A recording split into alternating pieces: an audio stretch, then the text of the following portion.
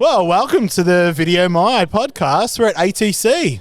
We are at ATC. I'm Craig and we've got Gareth Flynn with us, who is a talent and workforce expert, CEO of TQ Solutions, and just back from Unleash Paris and here with us at Melbourne ATC. Welcome, Gareth. Hello, both. Is Great there a to see round you. of applause we can hit off? Chuck it in. Look, there you go. Round of a bit applause. of a clap. Yeah, exactly. It is good to have you here. Thank you. Good to be here. Nice to see you. And you've just stepped off stage. I have with the just stepped off Workday stage. crew. Yes. All things AI and their new product suite and how we're going to get all this to happen in TA and how we're going to transform. I said on stage that we've been trying to transform TA for 18 years, and I actually am more confident we can do it now than we ever have been. Oh, that's brilliant. good. What makes you so confident? The fact that we're spending billions and billions and billions of dollars on AI, and it's not going away, and I think it's just going to be the main game for the next few years. And it's That's a gonna hit couple of every billion function. a day, though, according to Toby. Yeah. Which is A couple of billion a day. a lot of money, isn't That's it? a lot of money. A lot of money. So what are you seeing out there? Tell us, give us some pearls. Yeah, look, I think, okay, so what I learned from Paris, I think it's probably quite relevant. That, we've been trying to implement this AI thing for a year. No one's getting any ROI. And I think we're starting to unpack the reasons why. A couple of things really were obvious from last week. We're only focused on generative. Yep. The main game changer is going to be agentic, and that's coming. Can you explain what the difference is for people who don't know? Yeah, sure. So generative is what most of us would be using day-to-day Q&A into a GPT or Claude or whatever it may be. So what we use in our kind of personal lives, whereas agentic is actually automation of workflow and process, where the agent is actually doing the work instead of a human doing the work. So it's basically replacement of humans doing that work. And I deliberately say replacement there because it will be. And I think that's where we're going to see massive productivity uplift and the ROI businesses are seeking. My spidey senses tell me there's a maturity model coming down the pipeline, Gareth. There may well be an AI readiness framework coming down the pipeline. I'd love to be part of it, FYI. No, but I think the other thing, so a couple of other things. So this move from generative to agentic is where things are at. Probably two more things I'll just say on what I learned last week. We've been viewing this as a tech implementation project, and we've given it to the CTOs and CIOs who've treated it like a tech implementation project. This is not a tech implementation project. It's a complete ways of working transformation.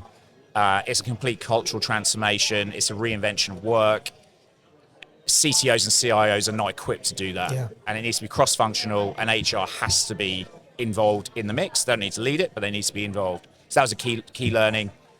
And I think the other one, employees are at the moment operating out of we're in psychological fear territory. There's a lot of information out there, isn't there? Yeah, look, I think people are feeling like they're losing their relevance. They're losing their kind of anchor to who they are and their job stability. So security is really low in people's minds. And if you're operating in that psychological fear, you're disengaging, you're demotivated, and lo and behold, we're having a performance drag on businesses, not a performance uplift. Yep. So that was the other thing that came out of some research that was presented last week. We have to do this with people, not to people. We have to get workers involved in co-creation, workers involved in redesigning work, as opposed to it being done to them. Otherwise, they're just not playing. Let's talk about the talent function specifically, okay? So, we're hearing people say, well, to be relevant or to give value back to business, talent function needs to change and be more involved with the decision-making on AI. But my question, you said before that agentic AI will replace humans. So the core role of talent function is to find humans. If we're not finding as many humans, where does that leave the talent function? Yeah, look, I think, so a couple of things. 60 to 80% of what TA does today is process and administrative. Yep. Highly repetitive, essentially moving information from point A to point B to point C. It is ripe for automation and AI. So that it is coming. Yep. I mean, I've literally just presented some thoughts on this on stage. If we can take 50% of that capacity, let's assume 50% of that work is automated. That's a lot of gift time back to the team. Yep. Now, sure, some companies are just going to reduce headcount. Some are going to do that. Other companies are going to go, actually, there's more value in this function working what we call left of the rec, or more work right of the rec. And what I mean by that is, we need to be spending more time thinking about workforce and labor market insights and data and intel for our business. We need to be helping the business with job design. We need to be doing more talent attraction, more sourcing work, more brand build work, more advocacy work. That's left of the rec activity. Right of the rec, the entire organization is going to be adopting AI. Daniel Susskind last week, as an author, writes on this topic, said, this is basically the biggest redeployment problem the world's ever faced. Now, who is equipped to help with redeployment? TA. Yep. So I think TA, the role's going to fundamentally change. There's going to be less people in TA. Yes. As we know it today, no doubt. But there's going to be opportunities elsewhere in support of that organization. And I think it's going to be what we call left of the rec and right of the rec. That's where skills will need to evolve in the function. Can I steal your question, Dave? So you've been to Unleash, you've been traveling the world, and you'd know what's going on. And there's always, when something happens in transformation, there's a leader or leaders. Who's doing it well? Who's leading the AI transformation within HR at the moment? What Not company? necessarily a software company. Yeah, look, there was a really good case. Two really good cases of non-technology last week. Novartis, Right. doing some amazing stuff. They've transformed their entire people function, really strong digital AI and people technology play, phenomenal case study. They've also moved down a skills route as well, so they've adopted skills-based work. So they're a really good shining example of someone who's kind of quite a traditional sector and business, but doing some really innovative stuff. The other one last week, which I was blown away by, was the CPO from Lloyd's Bank. Lloyd's Bank was the 5th biggest bank in the world. Yeah. Highly traditional, highly regulated. They're transforming that thing into a fintech. Yeah, right. And How are they doing that? Well, just through AI transformation, digital adoption. Okay. And they are, they're changing their ways of working, they're changing their culture, they're bringing AI across all functions, and they're going to be smaller. How does a company like that introduce They that changed vision? their entire leadership team in a period of 6 months. Okay, well, that sounds a bit scary, but Well, do you think that's what companies have to do to create change, get rid of their... Is there another way they might be able to go about doing it? in some companies, no. They were a very traditionally minded No, I know. Lloyd Bank is organization. typically, Yeah. English. But unless school. there are change makers within that company, I'm not necessarily convinced that some leaders have what it takes to transform an organization like that.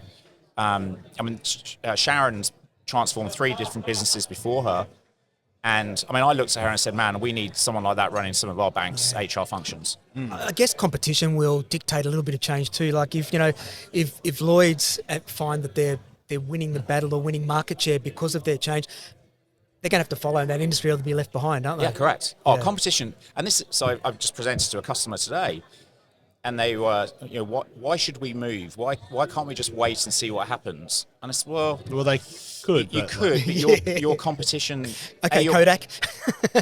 I mentioned Kodak, but I think importantly, there are AI native businesses setting up today who will be in market in 2 or 3 years' time with the right data architecture, the right people versus digital balance, have really crafted how their operations are going to work in this new world.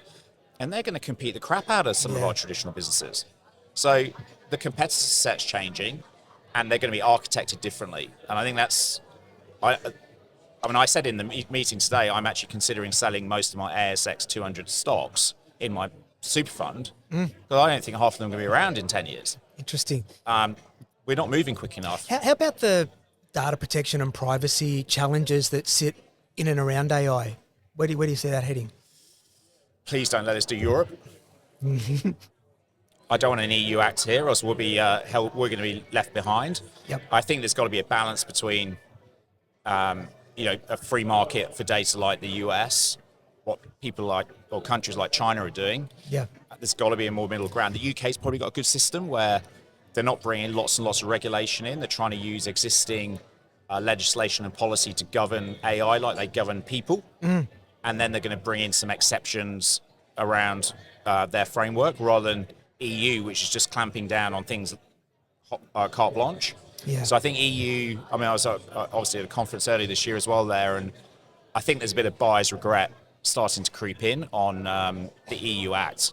It's interesting that they paused that too. They were gung-ho about it and they've paused it for a while. And it's and you can see why. There's countries like Thailand that have gone all in. They're just doing AI academies everywhere. So some of these third world economies are going to fully embrace AI to try to catch up and overtake. And then you look at the West and they're going to say, and particularly ones that are based on welfare societies, and they're going to say, well, if we're losing the number of jobs and we're going to have to support more people, what are we going to do? Maybe regulation's the answer, but regulation means that you're not going to be competitive. Market. It's what do you do? So on the way to Europe, we've got a customer we're working with in Dubai, and it's my first time actually working on a project in the Middle East.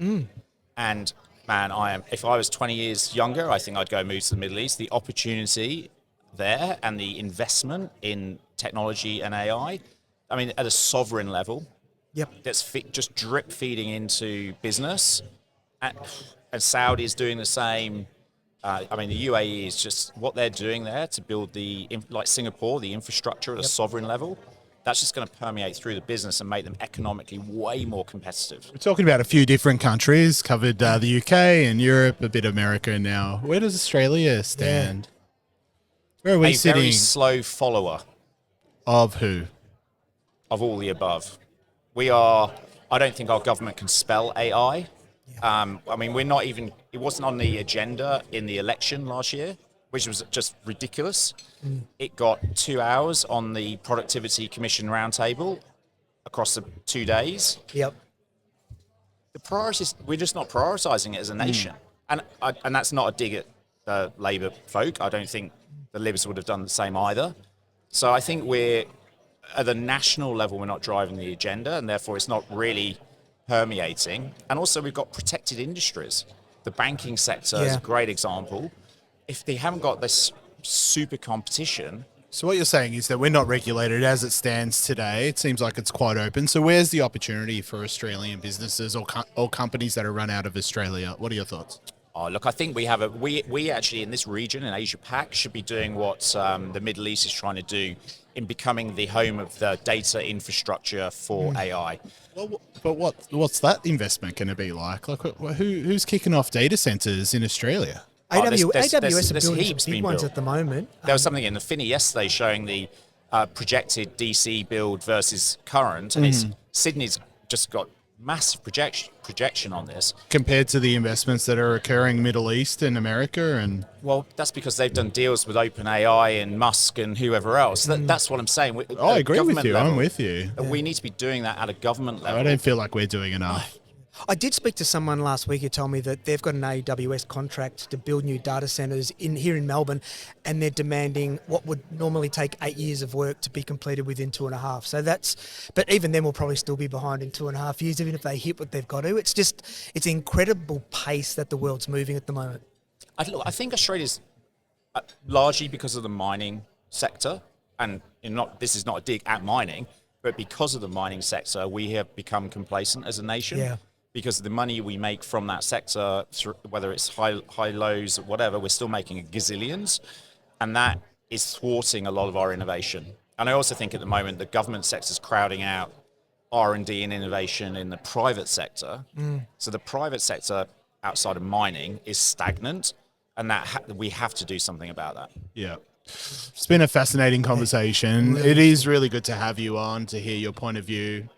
You're one of few who have actually traveled and actually attended many events. So to share that, I really appreciate that, Gareth. Thanks, Gareth. Hey, no problem. Thanks. Nice talking to you both.